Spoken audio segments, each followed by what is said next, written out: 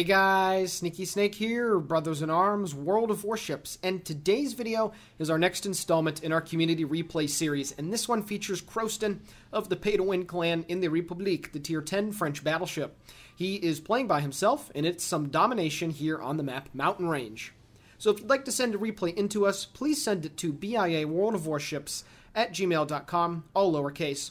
Please include the replay file, post-game screenshots if you have them, a brief description of the battle, and then if you'd like myself or Spider to do the commentary, you can also request for that in your submission.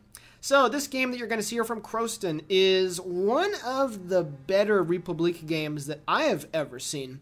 Certainly so from a statistical standpoint, but there's a lot more than just the overall damage and the overall game that he has here. There's a lot of good points to hit on when it comes to the positioning. There's a lot of good points to hit on when it comes to something that I term micromaneuvering, or moving at slow speeds or making slight course adjustments.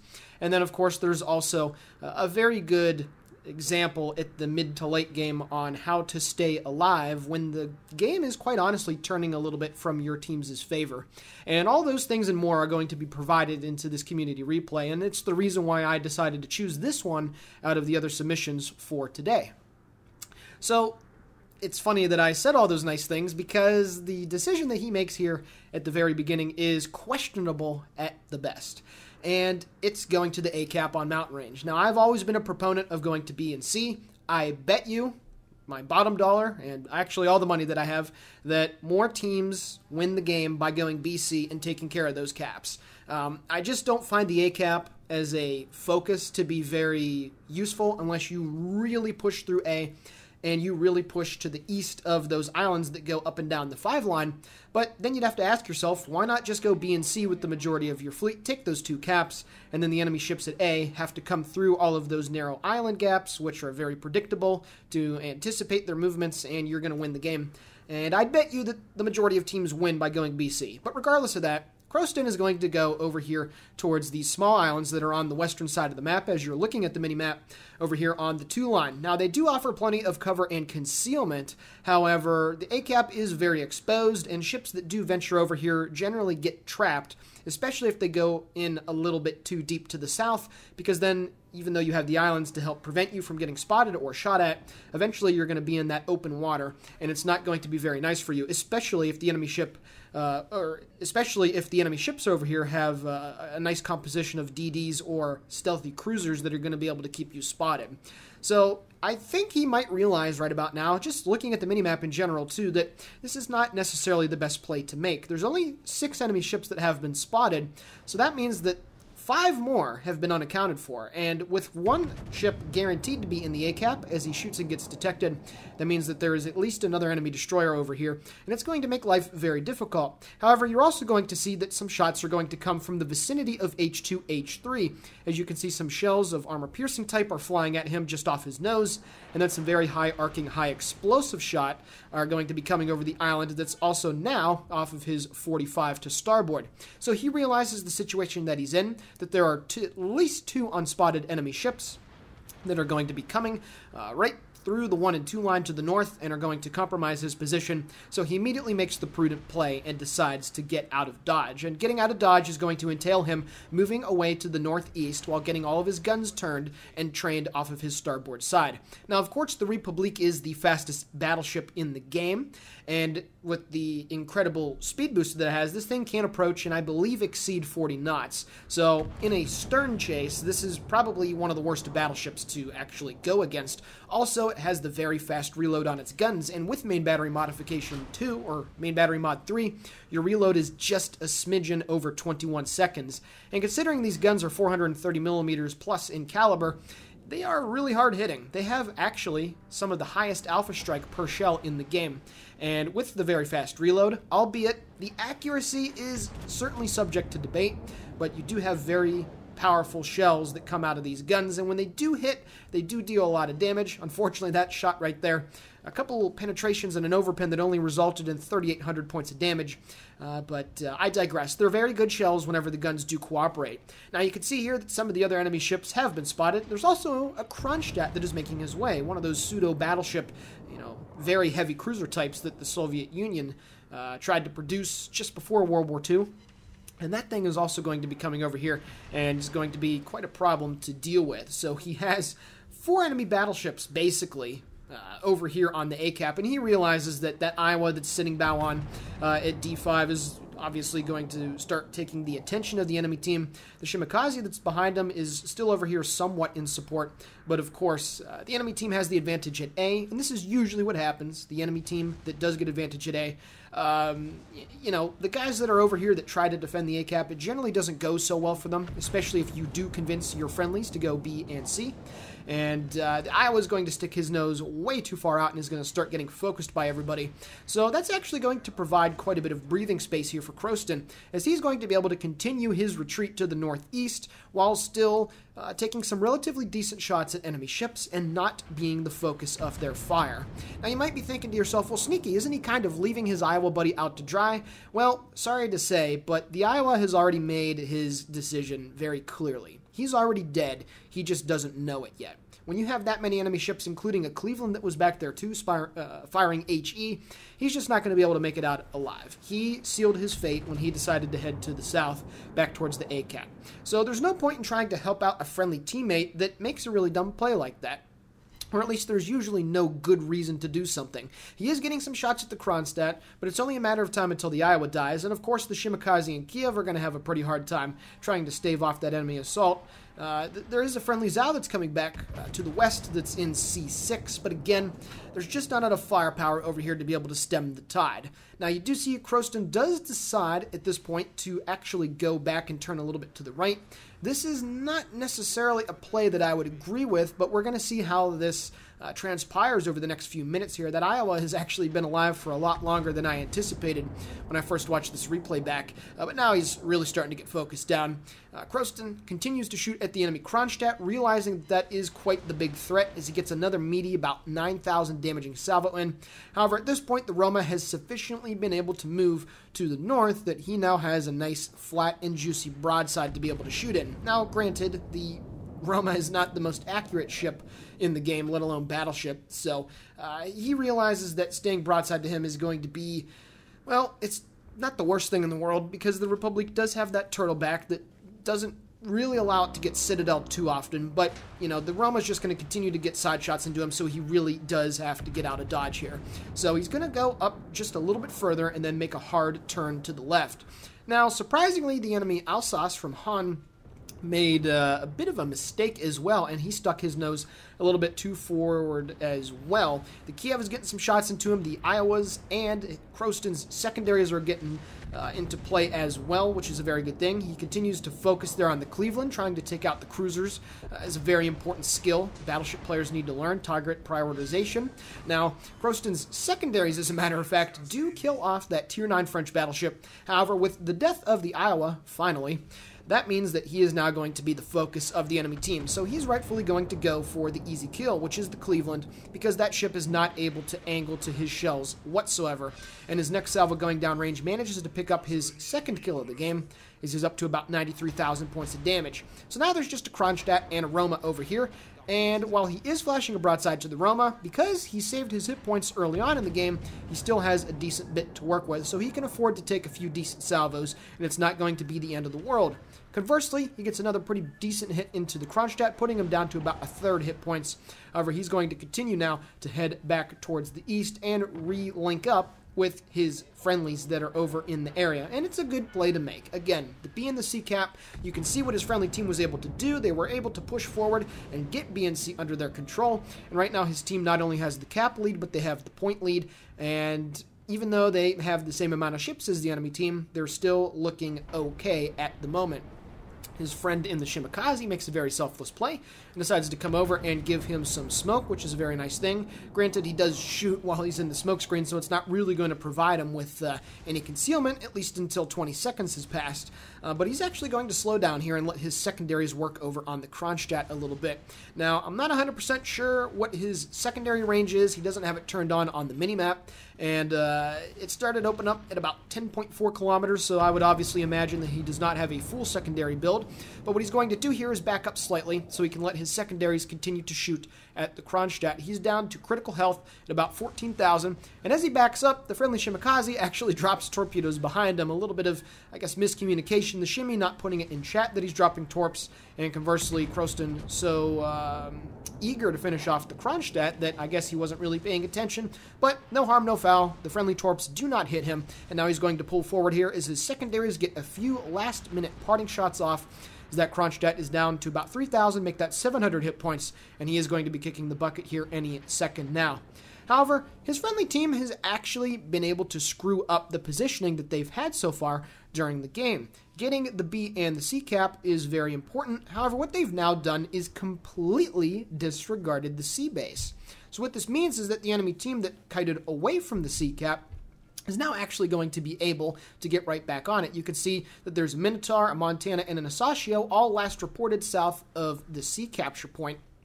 So in the next minute or so, they're actually going to get on the cap, and they're going to start getting points, or taking away the ability for Krostin's teams to get points, and then they will, of course, get the capture point. And you can see that the Montana now just got spotted, as I would imagine that he shot. And this is going to provide quite a bit of a pickle here. This Roma, that is not making any smart plays whatsoever, is now something that they really do need to take care of, and they need to take care of it quickly. But there's also an enemy Shimakaze, that's over here to the west as well, and you can see that his team is kind of really falling back now, and kind of situating themselves north of the B cap. So this Roma really needs to die, but even after the Roma does kick the bucket, you can see that the Zhao is moving in, takes a pretty decent hit, but he's trying to get his torpedoes off. The situation has all of a sudden gone from manageable to looking somewhat doubtful at this point. He is getting a nice position right here, though, to get some shots on the Roma as soon as he comes just far enough around the corner. And, of course, the Roma is kind of from a bygone age where it has an above-water citadel at 39,000 hit points. Oh, yeah, that's a very nice, devastating strike on that Tier 8 Italian premium battleship. He's up to 170k with 3 kills. There's still plenty more that needs to be done. And I really do say a relic from a past age, because it really is one of the only BBs, at least at the high tiers, that I can think of that has an above-water citadel. And that thing at close quarters is not the best battleship to be rolling around in. He does get a nice little snapshot here off at the Lion. Now he's going to turn back around, and he's going to head back towards the vicinity of the B cap. However, the play that the Zhao is going to make on his team is actually going to be very beneficial. You can see that the Zhao is in a kiting position in the C5 grid square, but what the Zhao needs to do is get back over to the C cap, or at least get to the north of the C cap, so that he can provide an angle to be able to shoot at the enemy ships that are now trying to move on the B cap. The Minotaur takes a couple over penetrations there from Krostin's guns. He's down to about 4/5 hit points, but he is shooting in the open at his friendly Lion, who is taking quite a bit of a pounding here. He really needs to get a good shot into this Minotaur to entice him to continue, or to turn away, I should say. And that's exactly what happens with this salvo. A very nice hit, over 20,000 points of damage with the Citadel. He picks up the high caliber, and now that Minotaur is down to half hit points. He is using his heal, but then he decides to make an even better play right here. The Montana is at an angle where he can get some good penetrations. The Lion puts him down to below 12,000 hit points, and if he's able to get this kill, this is going to be very important for his team's fortune, and that's exactly what he's able to do. About 10,000 points of damage there on that Tier 10 American battleship. A very good play. Now you can see that his friendly Buffalo and Shimakaze have flexed back to the A cap, and they're going to get it back for their team's favor, which is honestly really good. He gets another salvo downrange at the Minotaur, and these big shells are able to overmatch the deck armor and the stern armor as he picks up another Citadel and about 20,000 damage. So that Minotaur is now down to quite a bit low amount of hit points, less than a fourth. And now he's going to get one more salvo off, because this thing, when it has Adrenaline Rush going, has such a fast reload. And as the shells fall in, somehow he does not get the kill, as he has about 2 shells hit near the waterline. 1 pen, 1 ricochet, and 1 over penetration. Very unfortunate for Krostin there, but that Minotaur now is down to a very low amount of hit points. His friends are also taking the A cap, and the Buffalo is trying to chase after the Shimakaze, who was last spotted moving to the west. Now you can see that the Zhao is now going to be flexing over towards the C cap, so this game has had a lot of movement to it, a lot of diagonal and east-west moving ships, which is something that on this map is it happens a lot more than other maps, but when you kind of get this ring around the rosy at A and B, at least for me in my experiences, it's not something that I see too often. But regardless, that is exactly what's happening. So now he's going to go try and get on the B cap. That Minotaur is down to a very low amount of hit points, as I've already mentioned, so he's going to be able to get over there and get some side shots in the Lion. However, that Asashio, still last reported south of the C cap, is, in all honesty, the trump card, the X factor here. If that Asashio appears, say, south of Krostin's current position, maybe the Lion is in the B cap, but if the Asashio were in the B cap, or if it was south of him, he'd be getting detected and would actually be in a rather unfortunate situation. Now you can see that there were some torpedoes that are actually incoming from the right side, as the Shimakaze once again has a very questionable torpedo salvo, but now Krostin found the angle on the Lion, and because he has the superior speed, that Lion is not going to be able to get away. Now a very important thing right here, what he does, he angles his ship as best as he can from the enemy AP shot, but he still stays at an angle where he can utilize his rear turret and also get the majority of his secondary shells shooting. And this is something that I've mentioned before. A good battleship player will, in all circumstances, try and use that rear turret whenever possible. And you can see that Krostin is doing that, because only having 4 guns from the front turret, well, it's not necessarily ideal, but having 8 of them at close range is actually so much better, because you're honestly hemorrhaging 50% of your hit points if you don't use it. He picks up the close quarters expert with his secondaries, his second close quarters expert, and the Kraken Unleashed, and there's our old pal in the Minotaur that has somehow been able to get back quite a few more hit points.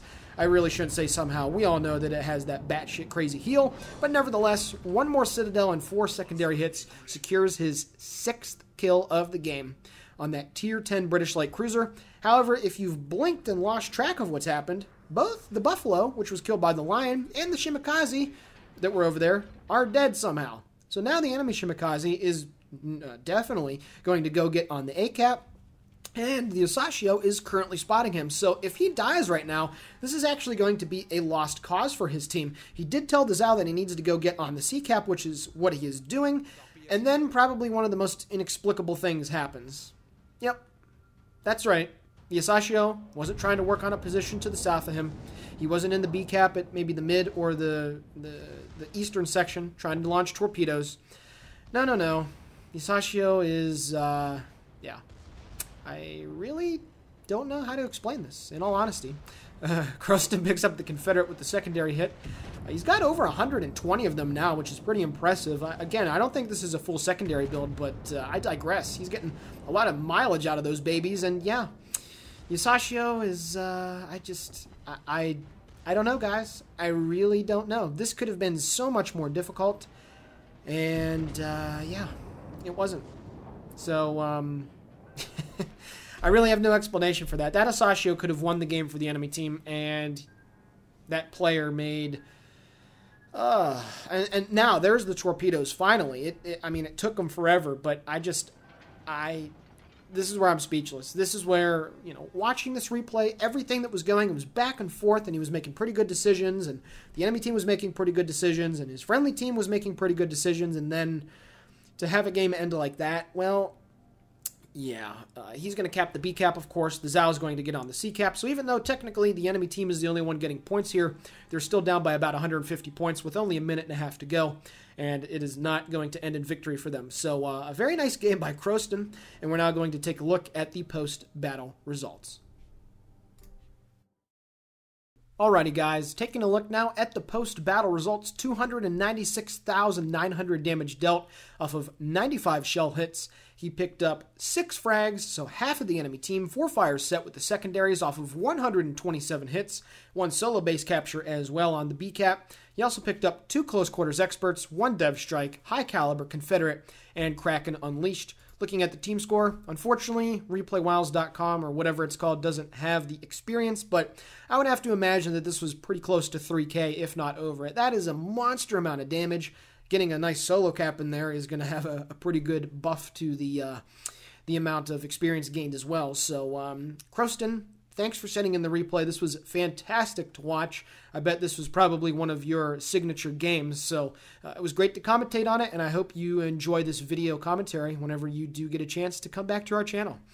And yeah, so a great performance in the Republique, showing off the power of the guns, the speed, the lack of armor, but conversely, not taking too much of focus. So kind of playing like a battle cruiser role where you're not supposed to, at least in theory, unlike in Jutland, in theory, not taking too much damage and letting your big guns go to work. So a very nice showcasing of the Republique's strengths.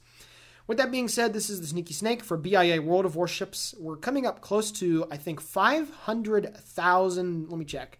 Just want to make sure that I'm saying this right. We're coming very close to almost 500,000 views, guys. We've been doing this now for about a little over 2.5 years, and we're almost at 500,000 views. So thank you so much for coming in and checking out our stuff. We really do appreciate it.